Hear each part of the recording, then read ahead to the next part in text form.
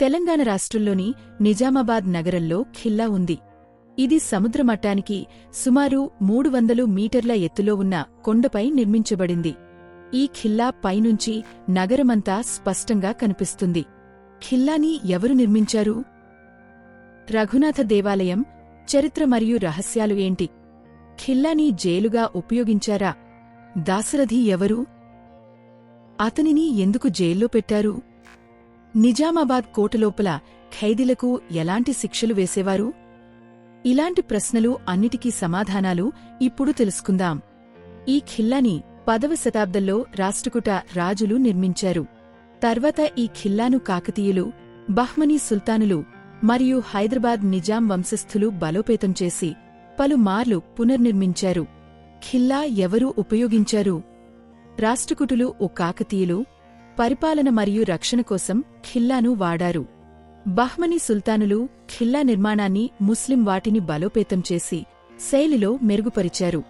హైదరాబాద్ నిజాం వంశం ఆసఫ్ జాహీ రాజులు ఖిల్లాను సైనిక స్థావరంగా, పరిపాలనా కేంద్రంగా, సైనికుల నివాసంగా వాడారు. ఖిల్లా రహస్యాలు. సొరంగాలు. ఈ ఖిల్లాలో దాగి ఉన్న సొరంగాలు గురించి కథలు ఉన్నాయి. సైనికులు ఆపత్కాలంలో దాంతో పారిపోయేవారని, కొన్ని మార్గాలు బోధన్ ఖిల్లా లేదా హైదరాబాద్ వరకు వెళ్లేవని చెబుతారు.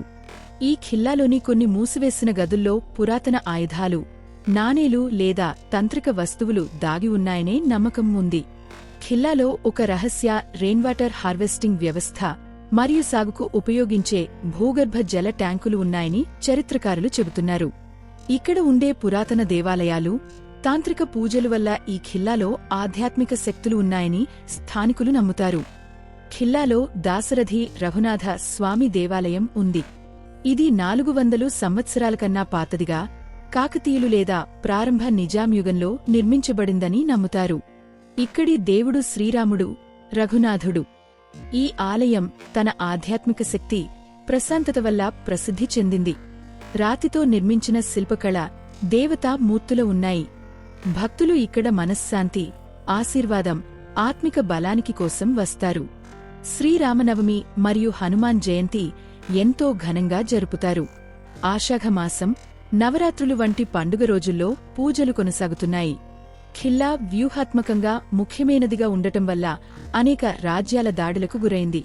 ఖిల్లా దక్కన్ సుల్తానులు మరియు ముఘలుల మధ్య జరిగిన ఘర్షణల్లో కీలకంగా మారింది. బ్రిటిష్ కాలంలో కొత్త కార్యాలయాలు, శిబిరాలు అభివృద్ధి చేయడం వల్ల ఖిల్లా నిర్లక్ష్యానికి లోనైంది. స్వాతంత్ర్యానంతరం ఖిల్లా శిథిలావస్థకు చేరింది. అయినప్పటికీ స్థానిక చరిత్రకారులు, భక్తులు దేవాలయం మరియు వారసత్వాన్ని కాపాడేందుకు పోరాడుతున్నారు. చివరి నిజాం కాలంలో ఖిల్లాలోని కొంత భాగాన్ని జైలుగా మార్చారు. బ్రిటిష్ కాలం, అలాగే హైదరాబాద్ రాష్ట్ర పాలనలో ఈ ఖిల్లాలో రాజకీయ ఖైదీలు, స్వాతంత్ర్య సమరయోధులు మరియు నేరస్థులను నిర్బంధించేవారు. ఖిల్లాలోని రాతి గదులు, బలమైన గోడలు జైలు అవసరాలకు తగినట్లు ఉండేవి.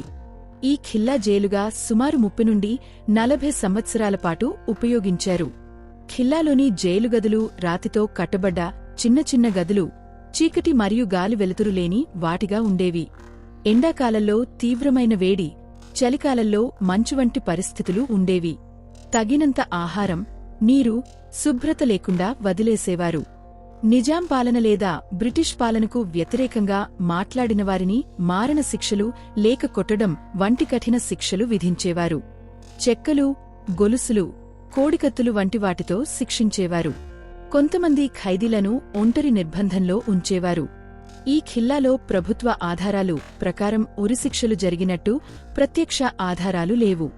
అయితే ప్రాంతీయ ప్రజల కథనాల ప్రకారం కొంతమంది బందీలను రహస్యంగా ఖిల్లా లోపల లేదా సమీపంలో ఉరి తీయించారని చెబుతారు. ఖిల్లాలోని కొన్ని గదులు ఇప్పటికీ రహస్య శిక్షల గదులుగా పరిగణించబడుతున్నాయి. కొంతమంది ఖైదీలు ఇళ్లనుంచి సంవత్సరాల పాటు వేరు చేయబడ్డారు. బాధ, ఆకలి, వ్యాధులు కారణంగా ఖైదులోనే మరణించినవారు ఉన్నట్లు చెబుతారు. దాశరథ కృష్ణమాచార్యులు ఒక ప్రముఖ తెలుగు కవి, రచయిత, స్వాతంత్ర్య సమరయోధుడు. నిజాం పరిపాలన కింద బాధపడుతున్న ప్రజల కోసం పోరాడారు. ఆయన రచనలు ప్రజల మనసుల్లో జ్వాలలు రేపే విధంగా ఉండేవి. నిజాం నిరంకుశ పాలనను వ్యతిరేకిస్తూ వందే మాతరం ఉద్యమం, సామాజిక చైతన్యం కలిగించే కవిత్వం ద్వారా యువతలో ఉద్యమోన్మాదం రేపారు. నిజాం ప్రభుత్వానికి ఇది నచ్చక ఆయనను ఖిల్లా జైలులో బందీగా పెట్టారు. జైలులో ఉన్నప్పటికీ ఉద్యమం ఆపలేదు. దేశంలో స్వాతంత్ర్య ఉద్యమం ముదిరిపోతుండగా 1948లో పోలో ఆపరేషన్ ద్వారా భారత ప్రభుత్వం హైదరాబాద్ రాష్ట్రాన్ని నిజాం చేతుల నుండి స్వాధీనం చేసుకుంది. ఆ సమయంలో చాలామంది రాజకీయ ఖైదీలు విడుదలయ్యారు. అందులో దాశరథి కూడా ఉన్నారు. తెలంగాణలో అన్యాయాలపై గొంతెత్తిన కవుల్లో ఒకరు.